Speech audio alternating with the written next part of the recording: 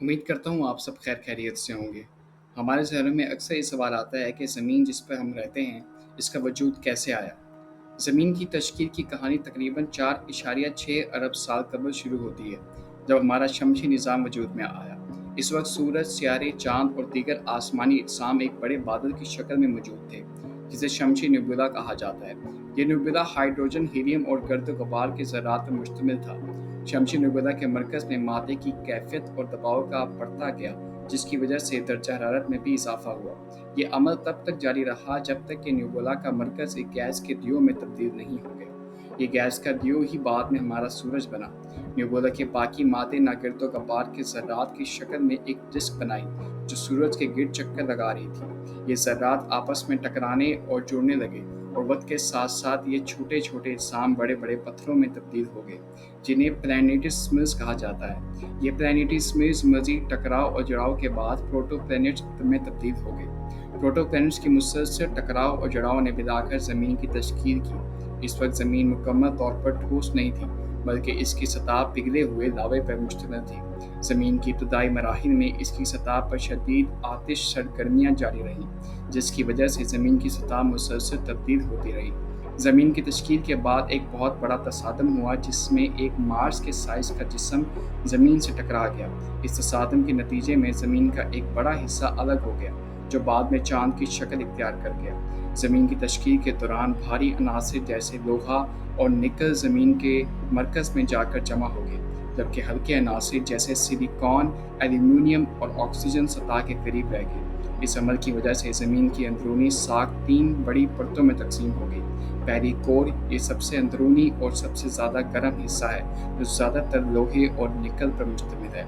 दूसरा मेंटल, ये कोर के ऊपर की परत है, जो सिलिकॉन, ऑक्सीजन, मैग्नीशियम और आयरन पर मुश्तमिल है। तीसरा क्रस्ट, ये ज़मीन की सबसे बैरूनी परत है, जो ज़्यादातर सिलिकॉन, ऑक्सीजन, एल्यूमीनियम और दीगर हल्के अनासिर पर मुश्तमिल है। इब्तदाई ज़मीन का माहौल आज के माहौल से बहुत मुख्तलिफ था। इब्तदा में ज़मीन का माहौल जहरीली गैसों जैसे मीथेन, अमोनिया और कार्बन डाइऑक्साइड पर मुश्तमिल था। आतिशफ़िशा, सरगर्मियाँ और शहाब साकिब के तसादुम ने भी इसके इब्तदाई माहौल में अहम किरदार अदा किया। ज़मीन पर पानी की मौजूदगी एक अहम वाक़या थी। इब्तदाई ज़मीन पर पानी की मौजूदगी के बारे में कई नज़रियाती पेश किए गए हैं। एक नज़रिए के मुताबिक ज़मीन की तश्कील के दौरान मौजूद बर्फ़ानी शहाब साकिब और दमदार सितारे पानी के अहम ज़राए थे। जब ये शहाब साकिब और दमदार सितारे ज़मीन से टकराते, तो इनमें मौजूद बर्फ़ पिघलकर पानी की शक्ल इख्तियार कर देती। ज़मीन की तश्कील के बाद हालात ज़िंदगी के लिए साज़गार बनने लगे। पानी की मौजूदगी और मौजूदा दर्जा हरारत ने ज़मीन पर ज़िंदगी के शुरुआत के लिए बेहतरीन माहौल फ़राहम किया। इब्तदाई ज़िंदगी माइक्रोबियल शक्ल में शुरू हुई, और वक्त के साथ साथ ये ज़िंदगी के पेचीदा शक्लों में तब्दील होती गई। ज़मीन की सतह मुसलसल हरकत में रहती है, और ये हरकत प्लेट टेक्टोनिक्स के ज़रिए होती है। ज़मीन की क्रस्ट के बड़े और छोटे प्लेटों पर मुश्तमिल है, जो मेटल के ऊपर तैर रही हैं। इन प्लेटों की हरकत ज़मीन की सतह पर मुख्तलिफ जोग्राफिया और सरगर्मियों जैसे ज़लज़ले, आतिशफ़िशा और पहाड़ की तश्कील का बायस बनती है।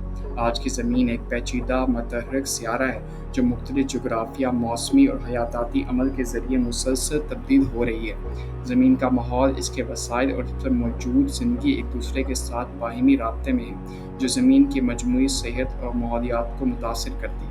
ज़मीन की तश्कील एक तवील और पेचीदा अमल था, जो कई अरब सालों पर मुहित है। इस दौरान मुख्तलिफ जोग्राफिया, कीमियाई, हयाताती और अमल ने मिलकर ज़मीन की मौजूदा हालत को तश्कील दी है। ज़मीन की ये कहानी न सिर्फ हमारे सियारे की अहमियत को उजागर करती है, बल्कि ये भी बताती है कि किस तरह मुख्तलिफ अवामिल ने मिलकर एक ऐसा माहौल बनाया जो ज़िंदगी के लिए साज़गार है। ज़मीन की तश्कील की कहानी हमें ये भी सिखाती है कि हमारा सियारा कितनी नाजुक और पेचीदा निज़ामों पर मुश्तमिल है, और इसकी हिफाजत और देखभाल करना हमारी ज़िम्मेदारी है। वीडियो इन्फॉर्मेटिव लगी हो तो लाइक कीजिएगा और चैनल को सब्सक्राइब कीजिएगा।